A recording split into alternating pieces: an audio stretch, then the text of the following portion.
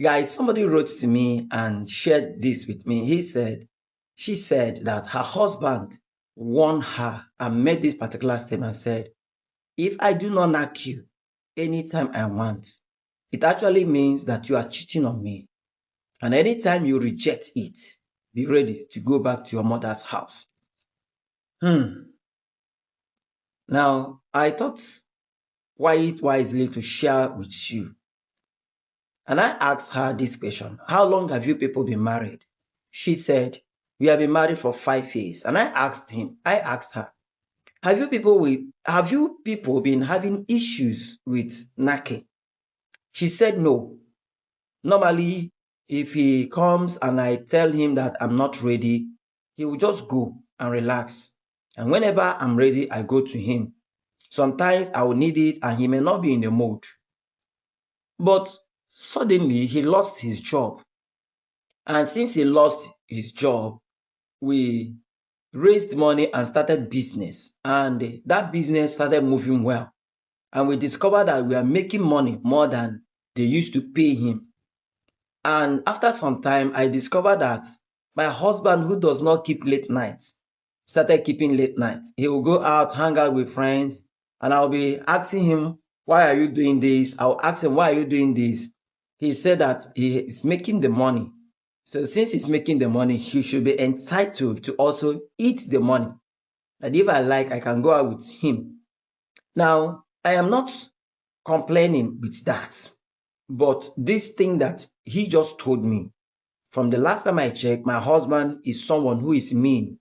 And as he has said it, he will do it. What is your advice? So guys, before I give my advice, I want you to know that this particular issue is what so many couples are facing. A lot of couples are facing these particular issues as a result of knacking. The husband will want it, the woman will say no. The woman will want it, the man will say no. The woman will do it, the man will complain, you don't know how to do it well. The man will do it, the woman will say, you don't know how to do it well. And I continue to ask, some of you that are stating this and doing these things, are you trying to tell me that you got married to your wife as a virgin? Or you never did it when you guys were courting? Let's be honest. 90% of people heading to the altar, in fact, 99% of people heading to the altar actually did it while they were courting. And they were satisfied with it. In fact, when they were courting, they were okay with it. This was not an issue of, I don't like it, I like it. Besides, they were so okay with it that they said yes to each other. But what will make a married man wake up one morning and said, madam, you are not giving me this thing the way I love it? After so many years, or I'm no more comfortable with the number of times we do it, I need it more.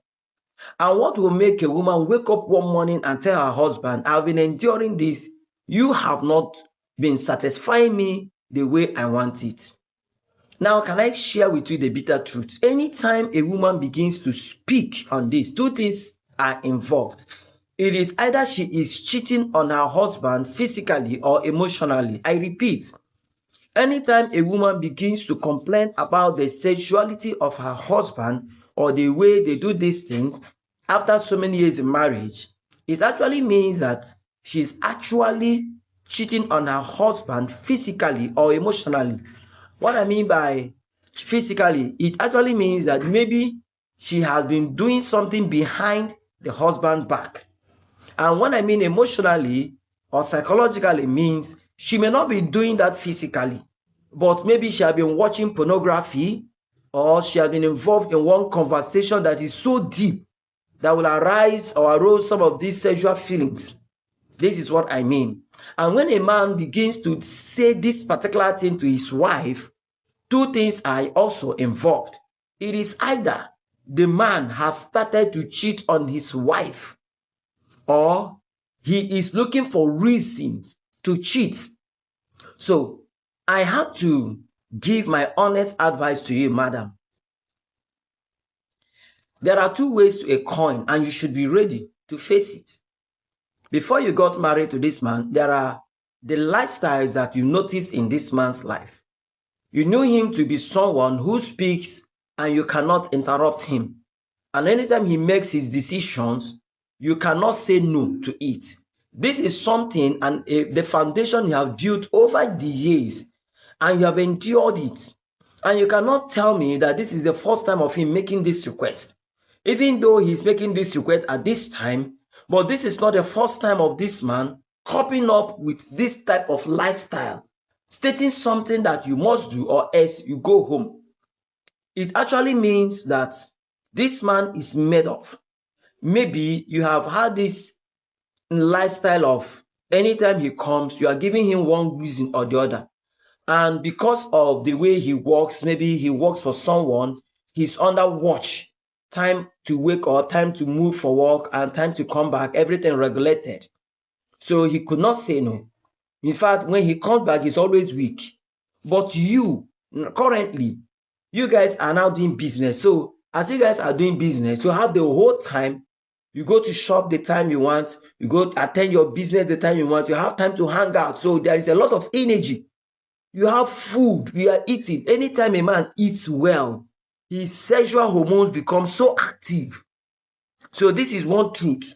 So two things I will advise you here is, first of all, work on yourself. Work on yourself first. How? Work on yourself. Learn how to tolerate a man, especially in his excesses.